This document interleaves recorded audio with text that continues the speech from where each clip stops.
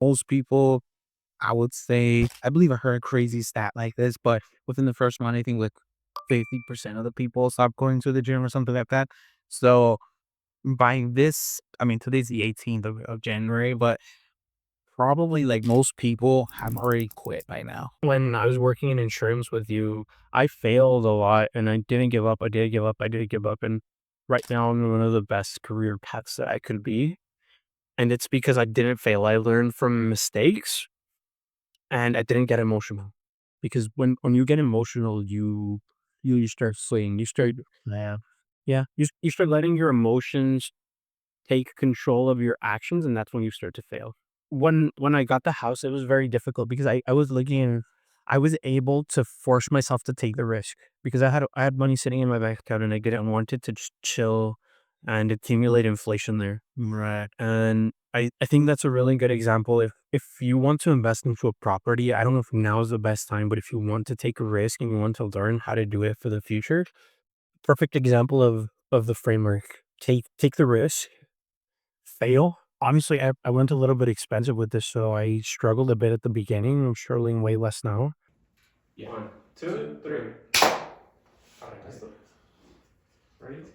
One, dos, tres. Had to make the artificial sound. Good shit, bro. Good shit. Most people try to do more work to get more out of it, and that's why they stay stuck most of the time. The best way to get the most out of your work is by doing the highest quality work and working the same amount of time. And I'd say there's 4 steps that will help you accomplish this. It's a pretty good framework to follow, to better yourself, right? So the first one um would be fail quickly and don't overthink it, right? So whatever you want to, let's say, aim for a goal and you don't know what knowledge is required to get to that goal, you got to make sure you fail. You are going to fail, so eventually it will happen anyways, but when you fail, make sure you do it fast, right? And what I mean by fast is, okay, I did this thing wrong. What is the time that it takes me to come back, right? For it to minimize the time that stays on my head and hinders my growth. So I think a lot of people avoid failure because they're scared of it and they never get to that learning process. that's a very good point as well. Yeah. And so uh, Alex Ramosi is a really, really good video on this, but I believe it's called aptitude, right? I don't know if you ever. Can you explain this? Because it doesn't sound familiar. I'm actually gonna even like look up the definition. But it's basically, it's almost like a skill, right? So it's how um yeah, like how fast can you overcome a hurdle. So for example, if I don't know, let's say you work in fast food, right? And you accidentally give the wrong amount of money to a person that requested the change, right? That, just need a change. And you give the wrong amount.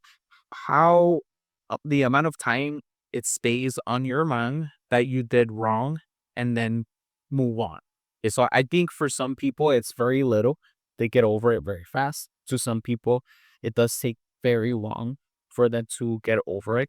So I think that's very, very important when it comes to failing fast. Is there something else you want to add to that? So yeah, no, there, there's a lot. I think the biggest thing is people don't understand how important it is to get that failure out of the way because for a lot of people I know, they're scared to start a business, they're scared to take the risk, and they just end up not doing it or doing it too late when it won't get them to the goal that they wanted in the first place.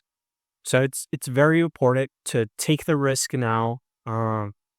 Fail quickly. It's so important, and a lot of people don't ever get past that step. Right. I think that's the most important step. Ignore me. No, number 8. I think step 2, you need to study what went wrong when you do fail. When you start your business and it goes to absolute shit, you need to study. You need to see what went wrong. And let's say you're not getting enough customers. Why aren't you getting enough customers? Are you in the wrong location? Are you not doing enough marketing? Figure it out and stick to one thing because you can only learn from the mistakes, and see what other people have done, see what other people are doing that you're not, and take care of that. But after you do that failure, after you take care of failing, getting started, taking the risk, you need to study what is going wrong, what needs to be fixed, what needs to change, and don't get emotional. Don't quit. I think this is another place where people get stuck, whether it be a business or whether it be sales. Right. It's so easy to fail. For me, when I was working in insurance with you, I failed a lot and I didn't give up. I didn't give up. I didn't give up. And right now I'm in one of the best career paths that I could be. And it's because I didn't fail. I learned from mistakes and I didn't get emotional. Because when you get emotional, you start swaying. Yeah. You start letting your emotions, yeah. You start letting your emotions take control of your actions, and that's when you start to fail. Yeah, and I think another example that will probably appeal to the masses is going or starting to go to the gym in the new year, right? Most people, I would say, I believe I heard a crazy stat like this, but within the first one, I think like 50% of the people stop going to the gym or something like that. So by this, I mean, today's the 18th of January, but probably like most people have already quit by now. I agree. Going to the gym. And that's that's where you're like, wow, okay. So if you're starting to eat, let's say you started this year, right? Started going to the gym. If you are feeling like that already, acknowledge your feelings. Why am I feeling like this? Do I want to accomplish my goal really bad? Why do I do this in the first place? What's the why behind it? And you kind of study, analyze what is going wrong instead of, getting emotional. And it does result in a higher chance of you actually achieving a goal. I agree. Yeah, yeah, 100%. And I think the third step for this framework, and one of the not the most important, but definitely the pivotal point, is don't try to reinvent the wheel, because when you try to reinvent the wheel and come up with new things, maybe you get something, maybe you don't, but there's people that are doing it successfully already. Learn from them, learn from the pioneers in your field, learn from books or from your colleagues, your coworkers, the people that go to the same gym as you. Take what they're doing, ask them what they're doing different to what you are. And it's very important because you fail fast, you figure out what you're doing wrong, and then you take what's already working and what implement like you implement it that way. You implement it to what it should be. 100%. And I think a good example that I can give that you know, personally I went through was um when I started doing sales in insurance, life insurance. So I was trying to find the best way to get more deals closed and just try and appeal more to my prospect on the line. And I started doing a bunch of research and I kind of was trying like everything that I saw. If I saw something that I liked and let's say like LinkedIn or YouTube, I would apply it. But a lot of the things that get taught online, There's a lot of misinformation. on top of that, yeah, um, you get like you miss the context. There's a lot of context that's left outside. I think a really good example is like Journey Writer. He says he shows you what you should do, but not how. It's kind of the difference. And whenever you're trying to copy that because the person sounds very convincing, it sounds really good and everything. But then you start failing, and then you have your manager, or in this case, my manager told me, "Hey, like do this, and watch, you'll start closing more deals." And I kind of went, "Yeah, yeah," and I didn't acknowledge that, right? And I didn't improve, and so I was like, "Why am I not getting deals?" Until one day I was like, "All right, well, let me actually try what she said." And I tried it and it worked. I was like, wow. And this goes back to that point where you got to make sure you're not reinventing the wheel. Just do whatever already works and just copy that and do that to the best of your ability. And that alone will get you pretty far. I I like that, Ryan. For me, especially when I got the house, it was very difficult because I was looking and I was able to force myself to take the risk because I had money sitting in my bank account and I didn't want it to just chill and accumulate inflation there. Right. And I think that's a really good example. If you want to invest into a property, I don't know if now is the best time, but if you want to take a risk and you want to learn how to do it for the future, perfect example of the framework.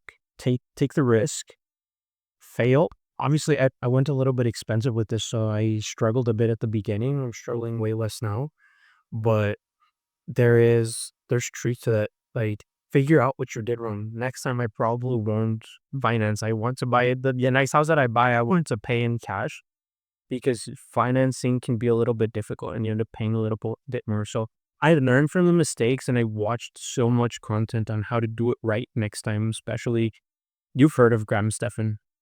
He's he's awesome, and he knows a lot about being a landlord, and that's someone I learned from a lot, and someone from where I will execute. And finally, the final step, the fourth step to be able to work less and accomplish more, change, make the change from someone that's being successful. Make the change that you have. Another example where you went like you changed this one thing and it yielded like super good results. Do you have like one example? Yeah. So change one thing and then execute it again.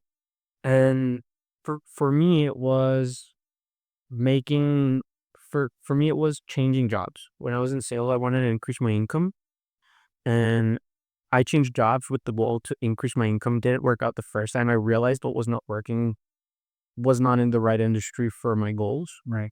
Changed industry, way better now, way more potential, and now I have the potential income that I desire. So I think that's one thing that I've changed, particularly for the house. I think it's that, man. Changing my income helped a lot. Or being able to get a property manager, that's a big change that I did. That at the beginning, I don't know if you remember this, but I had a property manager that just wasn't helping the house get rented out. And it was with that property manager about 410. Or like, man, I don't think I'm doing anything wrong. I don't think the price is too high. I think I've seen things for higher. He's just not doing his job. Not that, but necessarily. Maybe they're just not getting it as much attention. Or, but I didn't blame them. I was like, hey, I'll try someone else. If it doesn't work out, I'll come back to you guys. But I tried someone else, and within the month, they had someone living next door as a tenant. So Yeah. that's a big change. You need to not be afraid to make the change. And if the change doesn't work, go back to how you were doing it and change something else. 100%. And, you know, an example that I can give for that was when I was changing industries as well. I was like, "Ah, I want to increase my income, right? But I'll make sure that I go to somewhere that, that will be worth it. And I went from regular insurance, which is like a home and auto insurance, to regular insurance that everyone gets, to life insurance, which is a little bit more specified to older people.